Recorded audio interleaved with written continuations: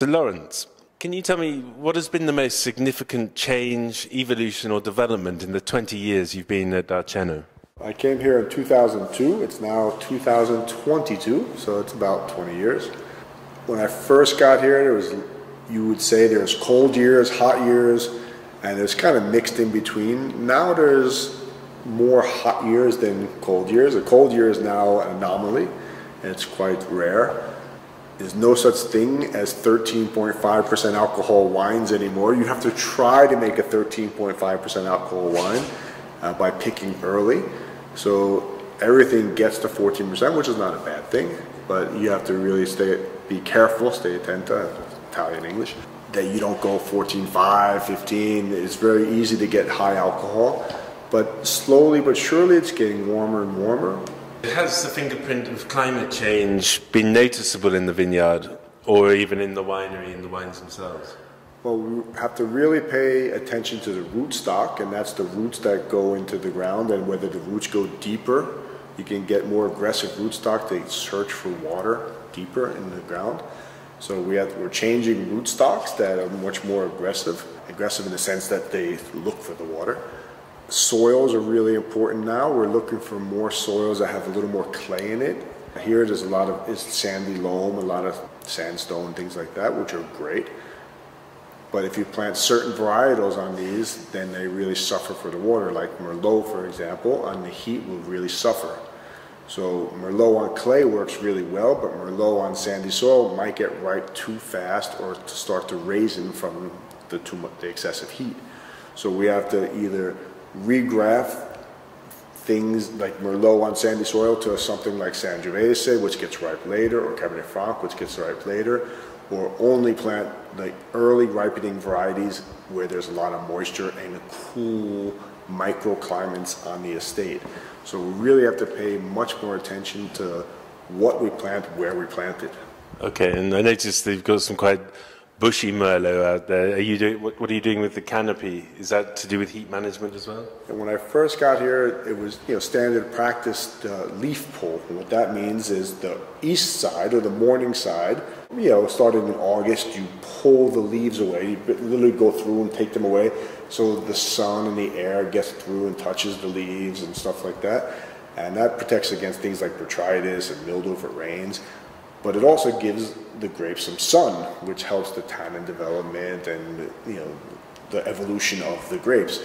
But we've noticed with Merlot, we don't pull the leaves anymore because we need like an umbrella, like a beach umbrella, to protect the Merlot from any sun. Because if we leave too much sun on the Merlot we had a hot year, you can't predict it ahead of time. You could pull the leaves in August, and they could be cold and rainy. Or you can pull the leaves in August, and it could be 40 degrees. And so you have to hedge your bets. And so the best way to do that is not pull the leaves early. And then basically there's always that one day when summer ends and fall begins. That's when we can go in and pull the leaves and go from 40 degrees to 25 degrees and summer is finished and now it's fall. Then it's okay. And then maybe pull the west side later, right before the harvest. Okay, very hands-on, reactive. Very, very hands-on, very precise, quick acting, and I really love our vineyard crew here. We have like 20 people have been working here for like a long time, 20 years, some of these people, and we call them, go, and pull the leaves, and they're in there, and we're pretty hands-on, quick reaction on. Can you talk a little bit about your microcrew philosophy and how you utilize your expertise with Pierre, Sayan, how you work together to craft the wines of Arceno? I arrived here in 2002 and Pierre also in 2002, a month apart from each other. The first thing we did is went to every vineyard to classify the blocks of the vineyard, not only which block, but blocks of the blocks. So you can see the difference in the elevation. There's a part that's more vigorous and a part that's a little more dry. So in a hot year, the lower part with a little more moisture might be better than the upper part, and vice versa. So the microcrew philosophy is you never pick a vineyard. Just, okay, this vineyard's ready, pick it. You pick part of it, ferment that separate. Pick the other part of it, ferment that separate. And then you have all these blending options later. And that's the whole microcrew philosophy, is to pick the vineyard according to its ripeness in the soil, because if the upper part's really ripe, the lower part's not really ripe, you don't want to mix them to make an average. You want to get both of those blocks at their optimum ripeness and tannin structures, etc. So you pick everything when they're ripe. And in a block, things don't get ripe unless it's a nice, flat, perfect, homogeneous vineyard. They don't get ripe at the same time. Firstly, how many blocks are you talking about? And I stopped counting now. we have 110 hectares in production and 60, 70 different microcrews, but it keeps growing every year, and I stopped counting. Maybe after a harvest, for example, I might have 110 different lots, different little lots, and that goes to 6 wines. Right. Keep everything separate as possible to have your options to blend later. So when you're blending and you've got all of these blocks, you're relying on memory, selection, all these kinds of things going on in your selection process. I mean, it's definitely memory of the harvest and how that block was, but a lot of times I do a little secret, really high tech. I put a little sticker on the bottom of the glass of the different vineyards, because if you remember the fermentation of a certain block, then in a blend you might be pulling for that one to be in the blend, but you might be fooling yourself. It might not be the best component. So I always mix them up, and then I go back, okay, that was the vineyard that, came in a little late or came in a little early, whatever it was, to understand what it was. But, you have to remember everything and what you did for the future.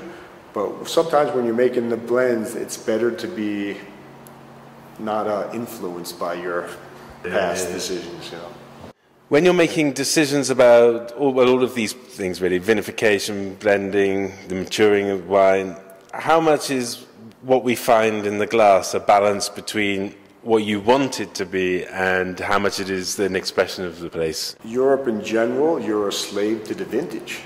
What is the vintage? That's why people are always talking about, is it a hot year, a cold year, whatever.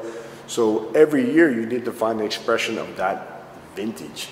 So you're just a steward of navigating what nature gave you that year. So it's not like I have an expectation of, I want this year. It's like, what is nature giving me? What's the heat? What's the rain? What's the temperature during harvest? Cool nights, the nights are hot. So you basically get the maximum you can, and then you make the blend according to that vintage. So the vintage is always the boss, and the vintage will tell you what kind of wine you have. And it's really always, it may be a little boring, I always talk about hot year, cold year. It changes everything here. Cold years will be a little cooler, a little leaner, a little more cypress, a little more herbal, a little mushrooms. And the hot years will be fruit forward and voluptuous, and it's a different experience. And when I go into my cellar on a Tuesday night to pick a wine, I'm like, do I want a hot year or do I want a cool year? And cool, it depends on Tuesday night, probably a cool year. Friday night, a hot year. There's nothing you can really do about the climate, and you have to pick the best grapes you can according to that year. I mean, some years are very easy and you pick when you want. Okay, tomorrow we pick, let's wait a day. And there's other years where it's so hot, pick fast, or it's gonna rain. Friday is a storm coming, rain. It depends on the year. Some years are nice and easy, or I call them reggae vintages, and some years are punk rock. Okay. Temperatures are rising and will continue to rise in the coming years. Are you discussing how to respond to increased pressures like drought or other impacts? The only thing we can do is change the varietals, and like I talked about before, leaf pulling and things like that. There's really not much you can do. We have some irrigation here on some blocks. We can't irrigate everything, but things like Merlot benefits from irrigation. And when you say irrigation, we're not growing corn, we're not trying to grow big grapes, we're just trying to keep the plants happy and surviving and ripening the fruit without blocking, because if it gets too hot, the plant will shut down and save its energy and not ripen the grapes because it wants to survive. So really not so much you can do except for changing the varietals, the rootstocks, picking your zone where you plant. That's the coolest zone possible, east facing slopes, things like that. But, for the next 20 years, Sangiovese will be happy, because Sangiovese is late ripening. So the next 20, 30 years, like it's not possible for me to say, Sangiovese is going to get nice and ripe and juicy. And, Merlot needs to be more in certain areas. But after 30 years, I don't know if it's going to be too hot for Sangiovese. We won't know, and I won't be here. So. Okay.